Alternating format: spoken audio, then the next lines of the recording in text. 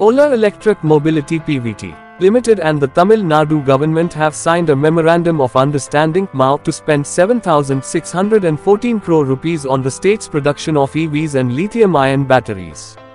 Ola Electric Mobility signed the deal through its subsidiary companies Ola Cell Technologies (OCT) and Ola Electric Technologies (OET).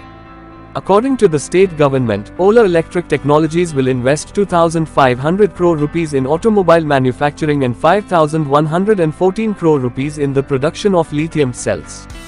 The two plants will come up in Krishnagiri district. The company is set to begin mass production of its cells from its upcoming EV hub by 2023. Ola will set up the world's largest EV hub with integrated 2W car and lithium cell gigafactories in Tamil Nadu. Signed MoU with Tamil Nadu today. Thanks to Hon. CM M.K. Stalin for the support and partnership of the TN Govt. Accelerating India's transition to full electric. Bhavish Agarwal, co-founder, tweeted. Let the world hear about your brand through Channel IAM.